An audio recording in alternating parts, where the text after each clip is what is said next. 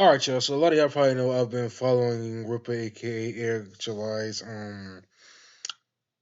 comic book, the Rippaverse. That's since it first started, but just kind of recently.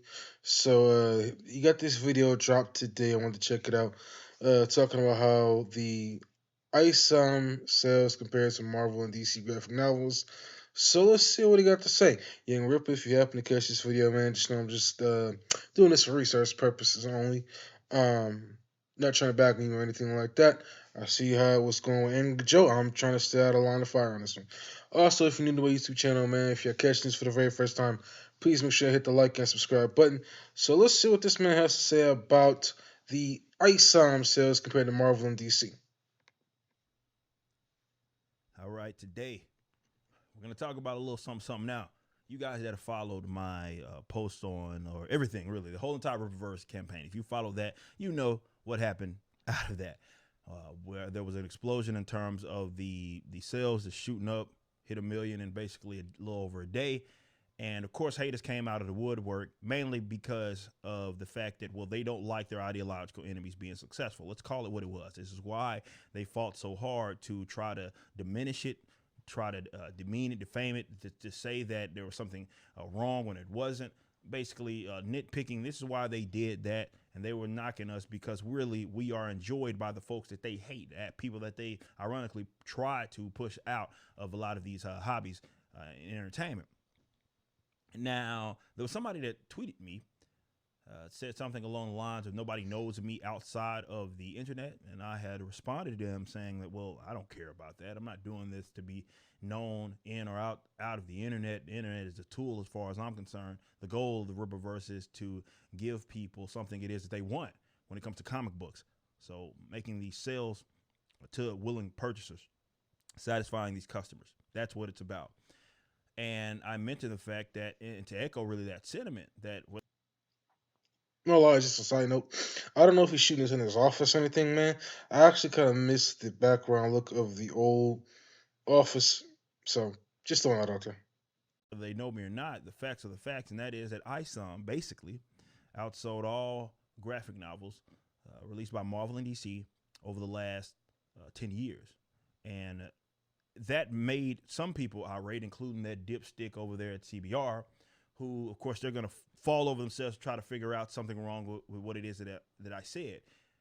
Not to, well, let's be honest. What we did obviously was unconventional. That's just the bottom line. But they don't like that, and that aggravates them. And I did respond to one person. I'll show you right here before I get to the post here. The CBR idiot going through some of this stuff. Now, in order to talk about this, you need to understand what is considered a graphic novel. We're only talking about how it's classified by the sales numbers. That's what we have to go off of. And a graphic novel, as Comicron, who has been the go-to for keeping up with this data over the years, has been what you're seeing right now. These ISBN numbers, basically these bigger books with spines, that is what it is that they consider that. If you don't like that classification, that's on you to take it up with them. However, as we have gone through these sales over the decades and people have referred to these numbers, that's the way that they have been referred to. So now all of a sudden you got a problem because I am simply pointing out that they would not consider ISOM a floppy, which makes sense considering how massive it is. They actually would consider that a graphic novel by their own indications. Again, take it up with them if that's the case. The other thing that you need to understand with this is how these sales are, how they are done, right?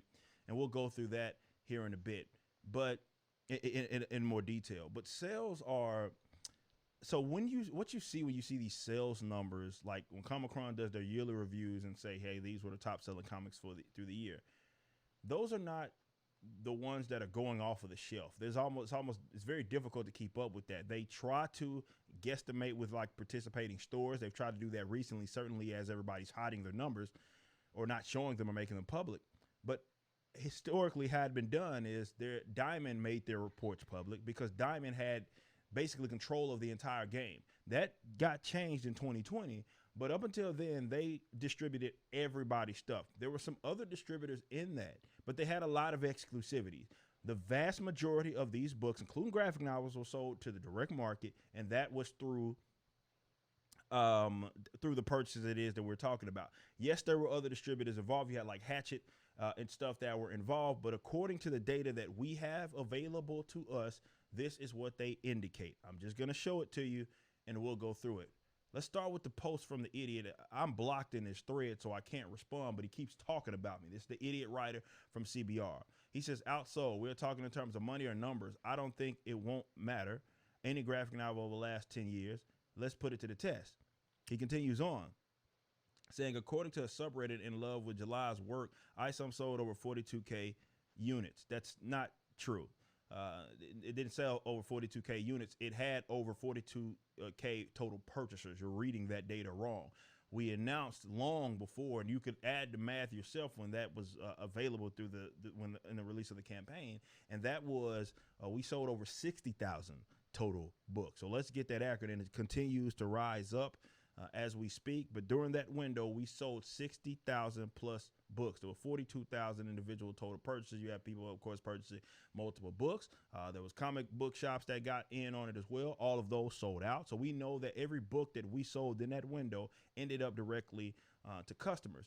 The thing that makes that difference from, it's actually our numbers are far more accurate than what you've been getting from Diamond, because Diamond is only going to the ones that again go to the stores.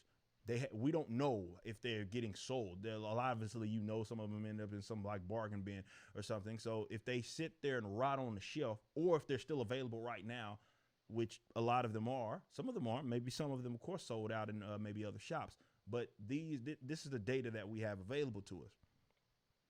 So he says, however, we're talking any graphic novel, Miss Marvel, as of 2018, has sold 500,000 units, each collection average of 60K sales. So even if we consider that to be true, and I'm going to show y'all where they're getting that information from, even if we showed that to be true, we still would have outsold them, because 60,000 is me rounding down. Okay. We sold over 60,000 total books. So that's a dishonest way to do it, because they're going off in an article, which we'll show you right now. This is the article. They're going off of this article that averaged it out. So these fools are talking about 9 volumes that have been published over the course of several years, and they're trying to average out that. That's a very disingenuous way to certainly approach that. If you go to like Miss Marvel sales in the years of whatever like collection, they're not that high. They're not 60,000. And this is the other thing. Funny enough, this is coming from the same crowd of people that were trying to act as if my numbers were somehow shady, when they're not actually getting that data from Marvel themselves breaking it down. It's just Marvel telling them. So this is the actual graphic here, and you can see that they just said over 500,000 Miss Marvel collections sold. That's it. I'm willing to bet a lot of those are actually digital sales as well. Who knows how many of those are in, which we don't have at all, right? If we stick solely to the print stuff, we don't have any sort of digital sales by any means. And with them, who knows? Are they including, like, I don't know if they have like it available on like Marvel Unlimited and stuff. Are they including that as well? People that viewed it there, who knows? We have no idea. But they just took Marvel's word on a picture, essentially on a preview, either in a book, and they're just saying that that's what it means. But even if we averaged it out, Isom still beat it by a little bit, but it still beat it nonetheless. The other thing this guy mentions, of course, is Batman. Okay, he says, then there's Detective Comics. That one sold more than Miss Marvel's collective body of work pre-2018 at over 600K. This ranks below the Star Wars #1 on the sales chart. That Star Wars #1 sold over 1 million copies, if I'm not mistaken, and the one that he's referring to, and that was a floppy. Detective Comics 1000 is not considered a graphic novel. I'll show you the receipts right now. It's right there. You see it's almost 600,000 on the reporters. I'm looking at it directly from Comicbook, right? And you can see right here that it is almost 600,000, and they consider that a graphic novel. If you scroll down, they don't consider that a graphic novel. They consider that just a regular comic. If you scroll down, which makes sense. I mean, all the Detective Comics are just regular comics. So why wouldn't they? If you scroll all the way down, then you get to the actual graphic novel. The top selling one was a DC comic, which doesn't happen often, by the way. We'll go over that even in more detail here in a bit.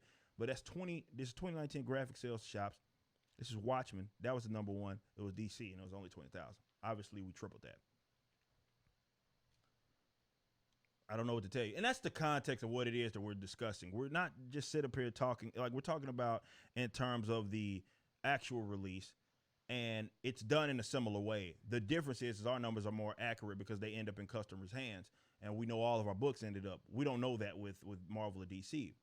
But with these guys, so this is Watchmen, for example. I'm sure some people will say, well, Watchmen sold all these and yeah, I'm sure they have sold a bunch of them over the years, but we're talking about when it was released.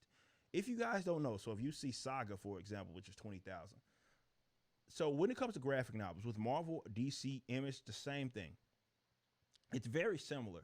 A lot of people think that this means like it was sold 20,000 that month. No.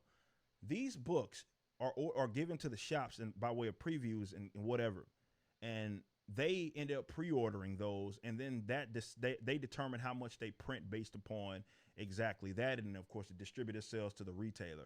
That's how it goes with these comic books. This isn't like saying, well, they sold 20,000 in that month. No, in fact, a lot of the graphic novels, the comic books, you'll find a smaller window. So some of the comic books may be a month and a half of pre-order, and then it'll go live a couple of months after that, right? As far as in the retail stores, as far as the go live date.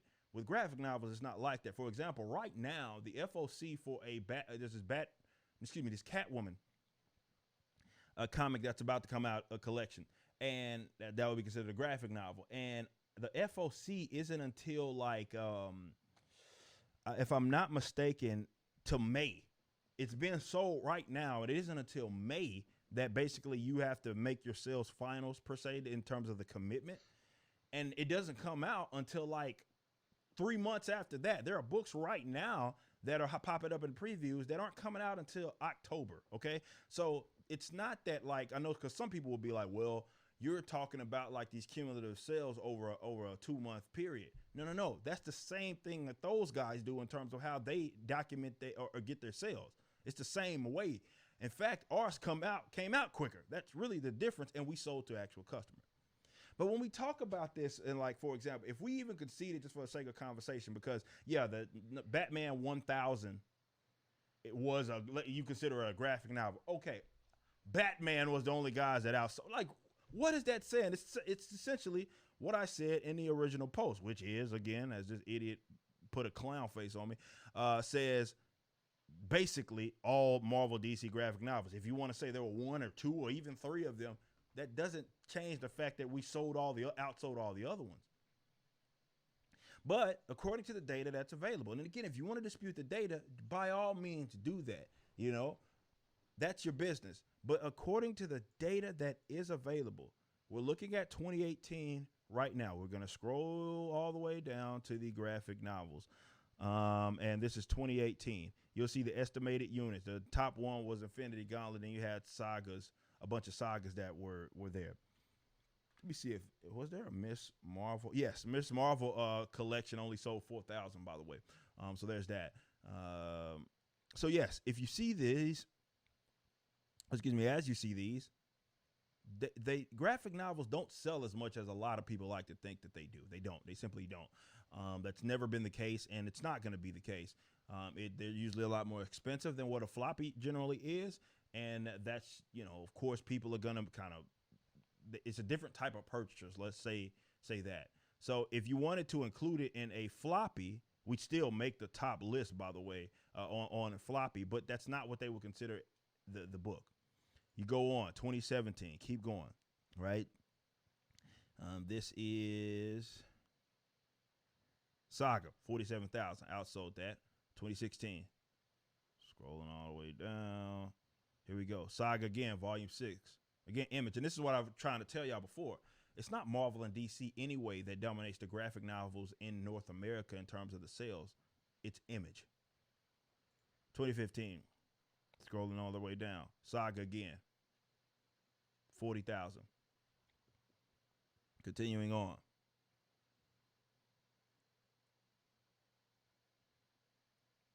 This is Saga again, 62,000. That's just what it is. Okay.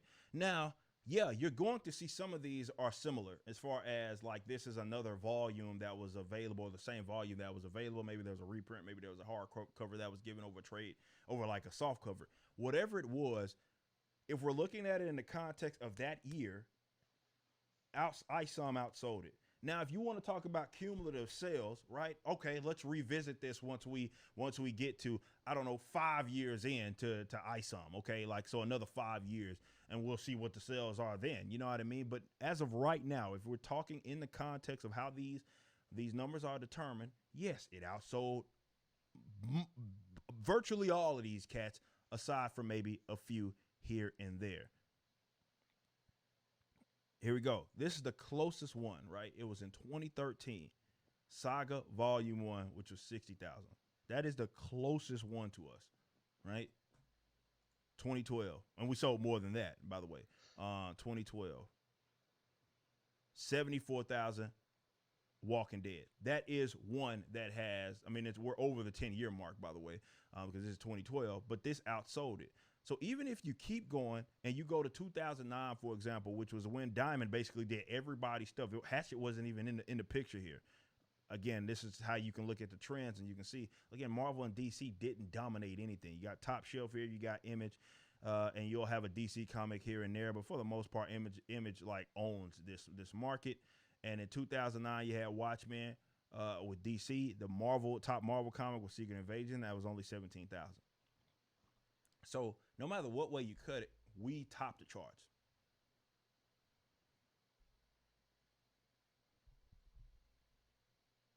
So and that includes, you can consider they consider the collections a graphic novel. But even if you like excluded those, and hell, if you especially excluded the collections and you just went towards ones that weren't like collections of comics, because these were sold as floppies first, and this is just a collection. If you get the ones like Image that were released that are actual graphic novels, it's not even close.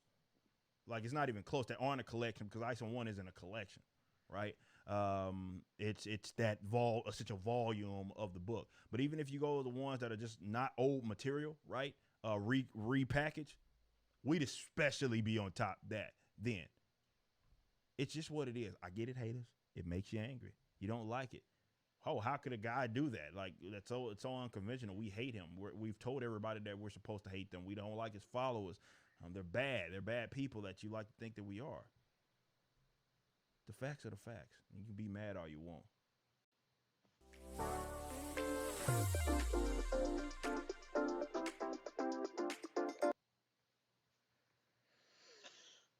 Alright, guys, so I guess that's basically Young Ripper, aka Eric July, just going down the list and showing y'all, look, man, his comic book has been doing great in sales. It's been beating a lot of the other competition for the past 10 years or coming close to it. I'm interested to see what Isom number two is gonna do. I'll stand by what I said in my last video, one of my last video, but one of my older videos when it comes to Isom, that I would wait to get Isom number one until number two comes out, because I feel like Isom number one has a lot of stuff in it that's there's a lot of holes in it. But we'll see what young Ripper Eric July's Isom number two does when it comes out. Probably sometime in the spring, maybe in the summer. Again, this is research purposes, so Young Ripper, if you happen to get to this video, man, just know I'm doing it for research only, man. Please don't come at me. I'm just doing this video for research purposes. I do own your first comic book. I still have it in the box. Um, I reviewed it. You can check it out. It's actually one of my highest review videos. I think over 1,000 views. So I'm curious to see what Young Ripper's Isom number two is going to do. Is it going to do better? Is it going to drop? What kind of extra perks is he going to have along with it?